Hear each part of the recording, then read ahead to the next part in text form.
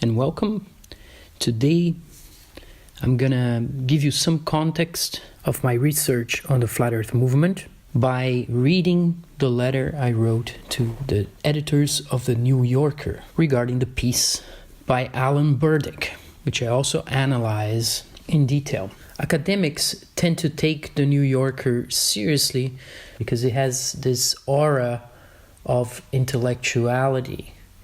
It is a trendy publication that especially students in English want to publish in.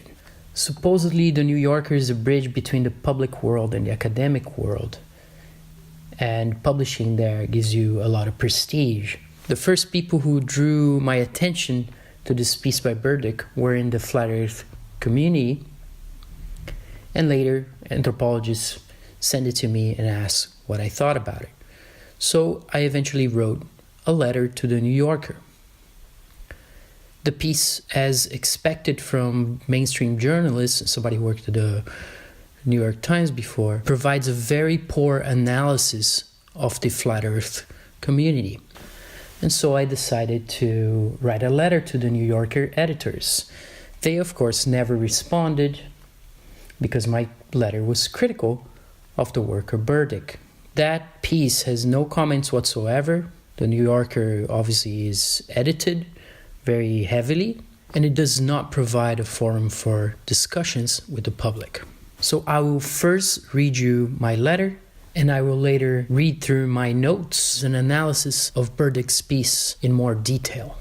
Dear New Yorker editors, I am a professional social and cultural anthropologist, and I have been working on an ethnography of the modern Flat Earth movement. I am interviewing people from this movement and trying to understand how they think the way they do and how they got there. For me, this movement is asking a fundamental question regarding the nature of knowledge. How do we know what we think we know? This movement represents, at the very least, an important epistemological challenge, and sincere scientists should welcome it. The fact that they have failed to address the points raised by key proponents of this movement is responsible for its exponential growth. Burdick's New Yorker piece misrepresents a number of people and their positions. Burdick makes a long list of rookie mistakes. He also never touches upon the theme that the professed cosmologies of several indigenous and ancient cultures, including the Hebrew, Chaldean, Egyptian, and Chinese, are compatible with the claims of modern flat Earth proponents. There are too many issues with Burdick's piece to address in a short letter. His piece will eventually backfire, for as soon as an audience of non-slumbering robots start testing his claims and looking up the channels of those he mentions, they will realize that he was being either disingenuous, acting naively on his own prejudices, or being intentionally malicious, since he mischaracterizes flat Earth researchers and their arguments. Burdick associates Donald Trump's election with the International Flat Earth Conference, adding how much money people pay to attend it, which are unrelated non sequiturs.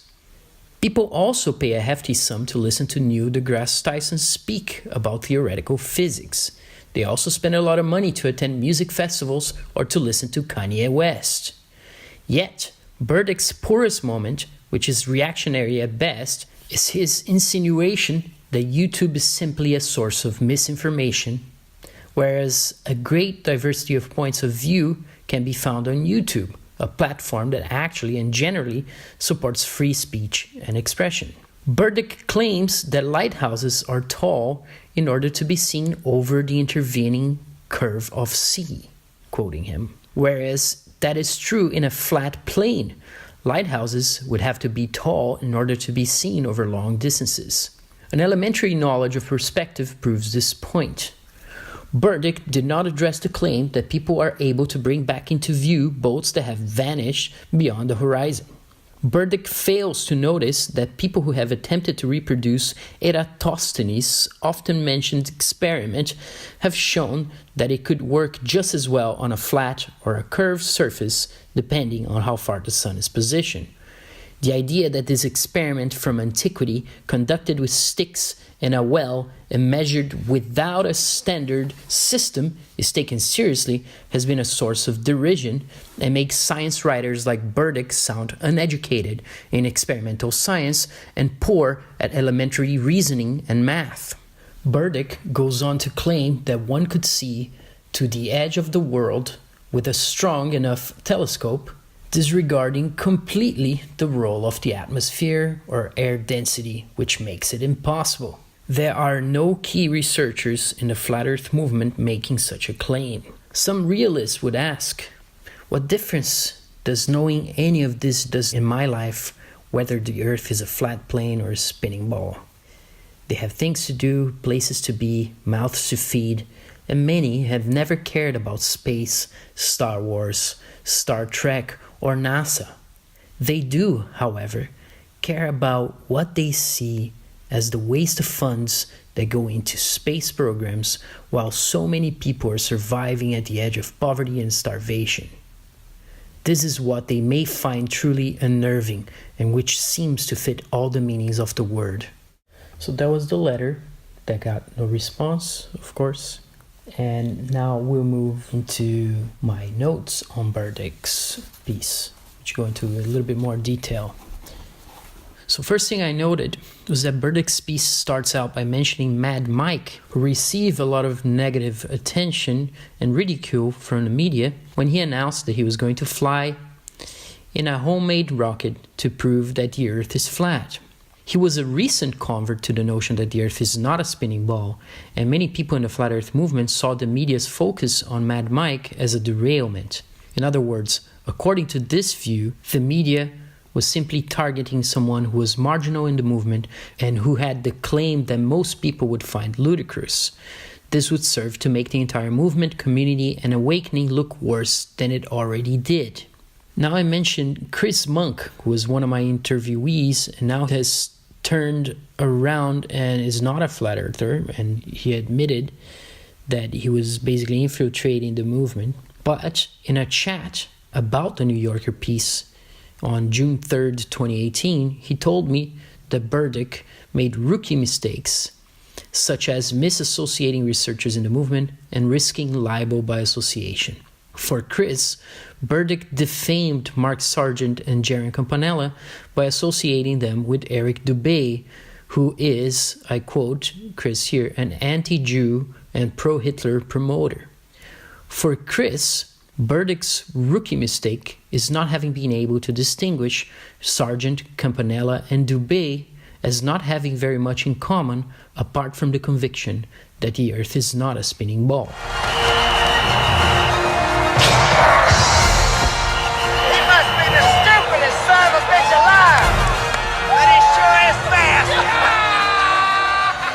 For Chris, and I quote, Dubay is clearly doing such anti-Jew, pro-Hitler things that he has been outcast by the Flat Earth community in general.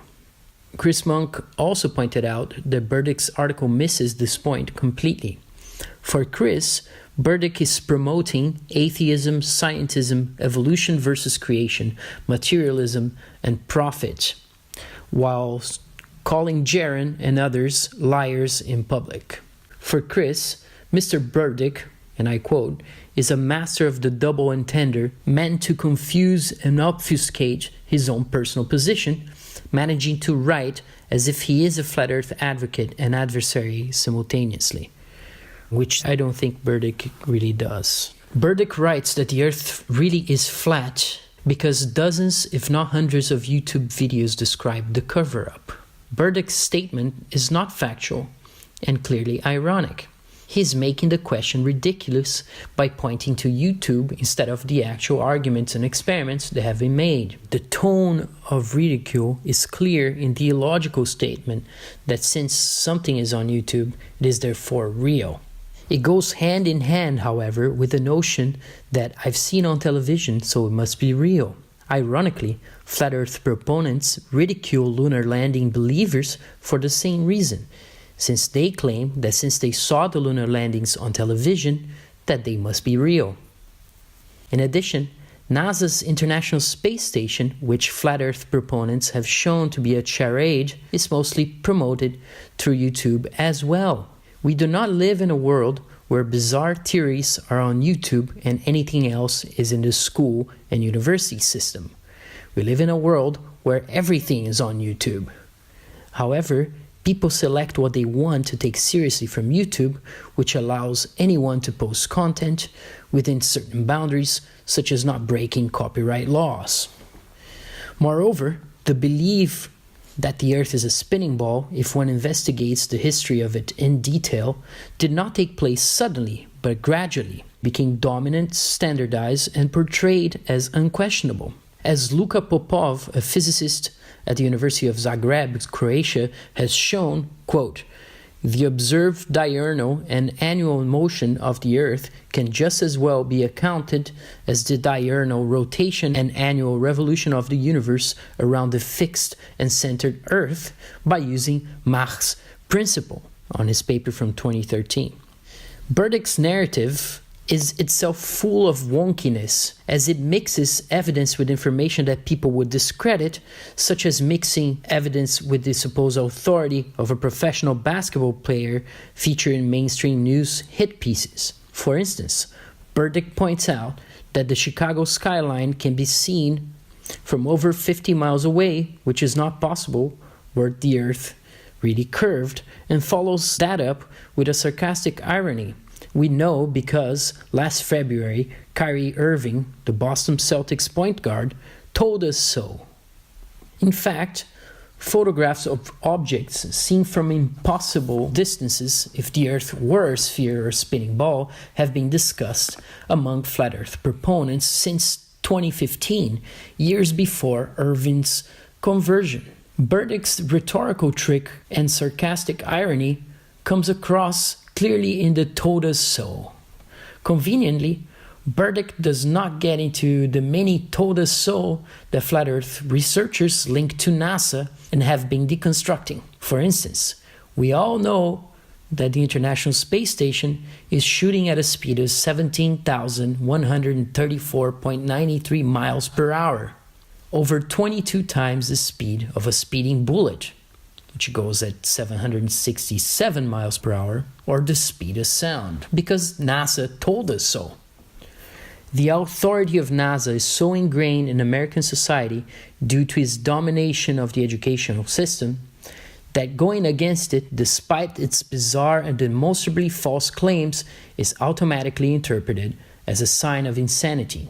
And yet, asking hard questions, retesting, and pursuing independent confirmation is how basic and credible science is conducted.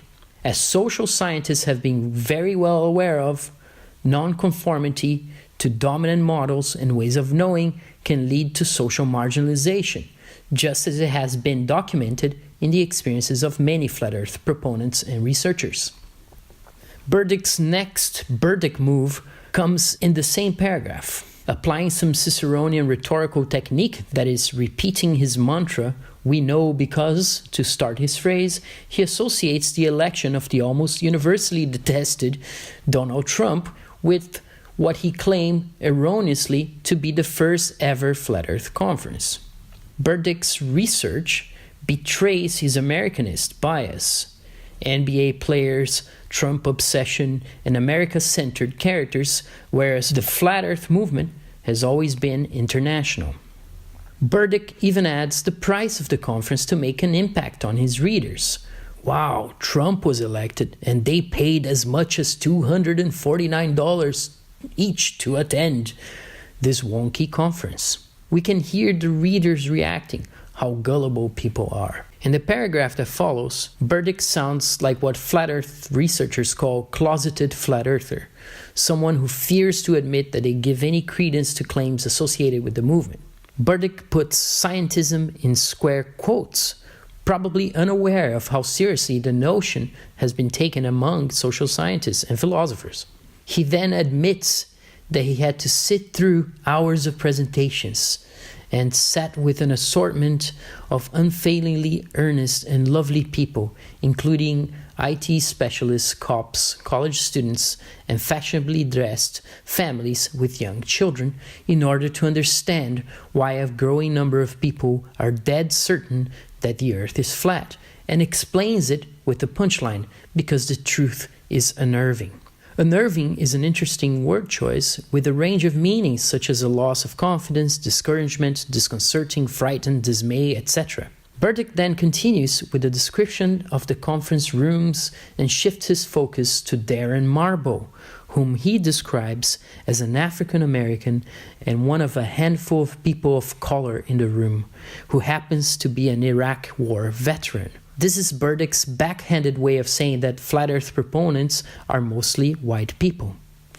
Burdick already associated them with Trump, so he must peg them to an allusion to a hint of racism. Burdick, again, instead of dealing with actual claims and information, focuses on the supposed YouTube menace, the virtual place of free speech that is not sanctioned by mainstream news, and yet, curiously, a virtual place where one can find any piece of mainstream news. As I have hinted here, the notion that YouTube is a source of poor information because it is a democratic space and is not controlled by the editorial boards of mainstream agencies is reactionary. Burdick claims that Marbo and his girlfriend drank in YouTube. The choice of the verbal form drank is telling. It alludes subtly to getting drunk and losing one's mind. Burdick continues along similar lines of comical caricaturing and distortion, claiming that Marbo saw the light in his YouTube sidebar. By this point of this analysis, my view starts shifting towards the notion that Burdick is not a master of language unless it is Orwellian doublespeak or doublethink. Burdick continues with the claim that Mark Sargent is a proselytizer, whereas in fact, Sargent's not even religious. Burdick does this in order to paint a picture of Marbo as a gullible follower of a supposed cult of Mark Sargent. Proselytizing religions like the Mormons go knocking on doors personally in order to make converts. Burdick does not account for the criticisms that Sargent has received from flat earth proponents regarding his claim that we are in an enclosed world that is similar to the one portrayed in The Truman Show. Flat earth researchers have managed to agree to disagree and eventually collaborate, which is a rare thing even among social science academics. They all agree that they do not know everything, whereas others expect them to have answers to every single question that mainstream science claims to know for sure. Burdick notes that Sargent has a subscription website that charges $10 a month and insinuates that Sargent's Flat Earth Clues series is only available through this subscription. The idea is to portray Sargent as a money-hungry exploiter of supposedly gullible people such as Marbo. Burdick is building simplistic strawman caricatures that are only convincing to people who know nothing about those he discusses. In the following paragraph, Burdick makes the claim that this is the post-truth era, since other people's version of the truth is not agreeable to the mainstream.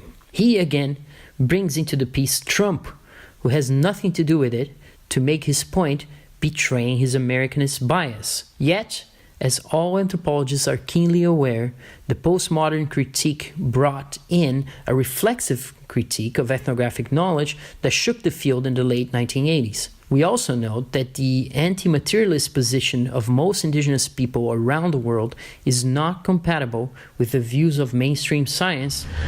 It's very difficult to explain if people are not accustomed to spiritual experiences.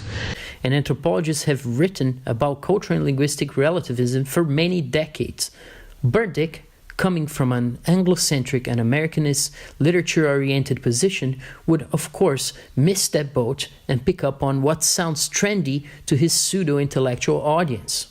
Burdick brings Trump with Seinfeld together as he is speaking with an American audience and attempting to fill space that, were he a serious researcher, would be filled with actual arguments. Jerry, just remember, it's not a lie if you believe it. He's cherry-picking statements from Marble and Sargent in order to make the one gullible and the other the deceiver. I woke up with 15,000 subscribers this morning. In no place does Burdick challenge NASA's authority as a serious, critical scientist would. This beautiful theater. Burdick follows up with a cursive examination of Samuel Rowbotham, whom he characterizes as a religious fundamentalist who ridiculed evolution. Of course, the Piltdown Man hoax was created to provide the missing link to Darwin's theory. Darwin's books such as Emotions in Man and Animals and The Descent of Man, for modern readers, are so full of racism and sexism that his so-called scientific theories should be discredited. The reason they are not is because he was English and from Cambridge, a phenomenon we see with the works of Stephen Hawking, who somehow found out the theory of everything, and Richard Dawkins, who claims in his book, The Blind Watchmaker, that if you throw the disconnected pieces of a jumbo jet up in the sky enough times, they will eventually fall together as a working airplane. And people think Dawkins is a reasonable thinker because he poses as an atheist, skeptic, materialist. Burdick's narrative brings together several elements to make up a caricature that is appealing to his audience of liberal science fiction and NASA fans. YouTube research is stupid, Trump and fake news, Bible bashing, 19th century religious fundamentalism. Needless to say that Copernicus, Brahe, and Kepler were all religious.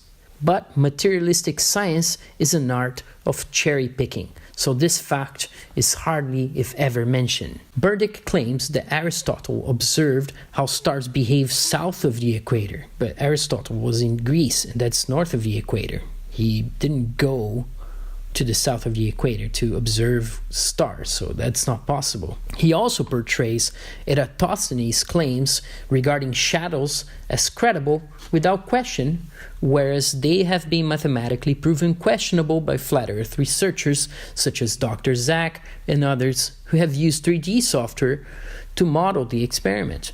Eratosthenes' claims are still considered evidence even though his method is not reproduced routinely and his measurements could not possibly be accurate. People who have tried to reproduce his shadow experiment show that it works on a flat surface with a smaller and closer sun like the one we can see, and with a curved surface and a very far away and larger sun. Eratosthenes measured could be explained by a flat Earth if the sun were only a few thousand miles away and 32 miles across. The math would work out the same. The problem that often escapes the perception of Eratosthenes' proponents is that we can film the sun growing and getting smaller throughout the day as it moves closer during sunrise and farther at sunset. This was initially denied since in the ball Earth model, the sun's size could never change, but the photographic evidence that the sun does indeed change sizes during the day is by now overwhelming. And there's a video by this guy, Wolfie, who is claiming that the sun is not changing sizes, and you can go and download that video and put it in the software, get the beginning and the end of the video, and you will see that there is a change in the size of the sun, and it is done with a solar filter with the idea that there's no change because there's no glare, but in fact there is a change if you measure it, and I've done that. Burdick goes on to claim that one could see to the edge of the world with a strong enough telescope, disregarding completely the role of the atmosphere or air density in making it impossible. This argument is, for most flat earth researchers, a long dead horse or a pulverized skeleton. Burdick then follows through with false statements, such as the idea that engineers take Earth's curvature into account. This was not true for Romans building aqueducts, as it was not true for the builders of the underwater tunnel between England and France, or regarding train tracks. Burdick continues with the idea that lighthouses are tall to go over the intervening curve of sea, and finishes with the claim that there are millions of examples of photographic evidence of a globular planet since the 1950s. He seems to be way off, and if his readers believe these claims, the joke is on them. Burdick mischaracterizes the arguments that flat Earth researchers make regarding rockets, whereas flat Earth researchers argue that the ground video of rockets going up show them making a continuous arc towards the ocean, always in full view, and then viewers see a switch into a cartoonish computer-generated image of the rocket in orbit.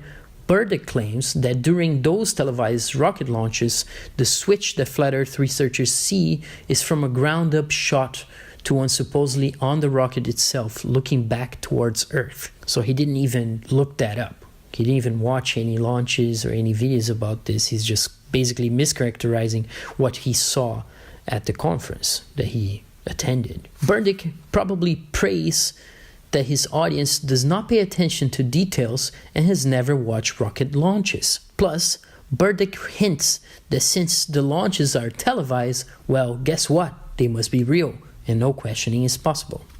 Burdick then characterizes flat Earth research as watching more YouTube videos and boning up on scripture. He then goes on a rant because flat Earth researchers are questioning gravity, blissfully unaware of the electromagnetic models and the connection to the plasma science behind the electric universe model and the cosmic background radiation measurements. By the final paragraphs, Burdick is a proponent of a single flat Earth logic that he finds mesmerizing and maddening. He seems to have been a victim of his own research abilities and epistemological biases. His piece is a showpiece of analytical incapacity, dizzied by the clutter that he has cherry-picked while forgetting that in any field there is much speculation. Flat Earth researchers are attempting to reconstruct an epistemology having to start from scratch and without any help, only condemnation. Burdick, claiming to be a friend, joins the bullying forum and fails to understand. He provides information that has been proven wrong as if it were obvious and mischaracterizes every single person he mentions. Many will accept this New Yorker piece simply because it might be flattering to be mentioned and in the hopes that it brings people to their channels. However, Burdick's rhetoric reminds me of the documentary Behind the Curve, which goes out of its way to make flat Earth researchers look silly, adding fuel to the stereotypes. I personally think that this is cowardice because people give up their time to talk to the journalists or documentary makers with the idea they will be treated fairly. Yet, the results are geared for pleasing an audience and making money, which means that a lot of the material, the time that people gave in goodwill, will be wasted, thrown away, or edited to make them look silly.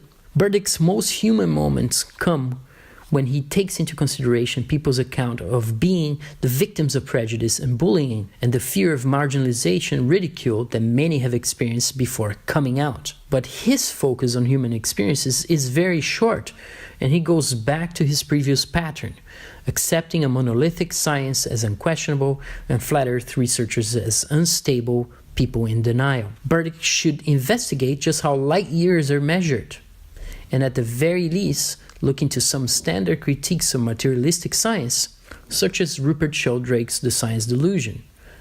But I said, well, then what about big G, the gravitational constant, known in the trade as big G, it's written with a capital G, Newton's universal gravitational constant. That's varied by more than 1.3% in recent years. And it seems to vary from place to place and from time to time. And he said, oh, well, those are just errors. And unfortunately, there are quite big errors with big G. But Burdick is not interested in that. For him, astronomy has standard facts that he argues are emotionally untenable to flat Earth researchers like Jerry Campanella, who believes that space is fake. Yet, we should make it clear that the space that Campanella is skeptical of is the one portrayed by space agencies and Star Wars science fiction and not the space surrounding us in the world. Burdick then returns to attack Samuel Rowbotham as a quack who was simply hungry for money, as one of his contemporaries claimed.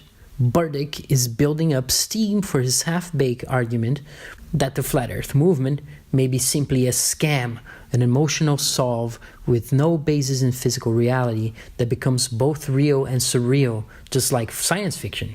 Flat Earth researchers could say the exact same thing about SpaceX and NASA. For Burdick, the Flat Earth community has tapped into a form of mental perpetual motion. If you think, it must be true. He claims that Flat Earth proponents are devoted to solipsism as the new empiricism. Burdick seems to have been catching on, as this is the argument that Flat Earth researchers have made regarding the spinning ball Earth, modern astronomy, and NASA's SpaceX fanboys. They managed to first think about, then invent ways of detecting gravitational waves, dark matter, and dark energy, simply because theory did not fit observations. Gravity was supposed to hold the whole galaxy and the rest of the universe together, but when it did not make sense and the computer models that somehow test such theories failed, dark matter was invented to save the day, and it became the most abundant thing in the universe, beyond our senses and ability to detect it. The LIGO machine, that is essentially the Michelson-Morley experiment in a grand scale, somehow measured gravitational waves from distant black holes orbiting one another, but it was not shaken by any earthquakes or other environmental noise. LIGO presented findings that looked like half-baked computer-generated animations, and yet astronomers were detecting microwave ovens as some mysterious cosmic signal, as you see in this piece from The Guardian. And that took 17 years. So 17 years they were investigating this amazing cosmic radiation, but it was just a microwave oven next door.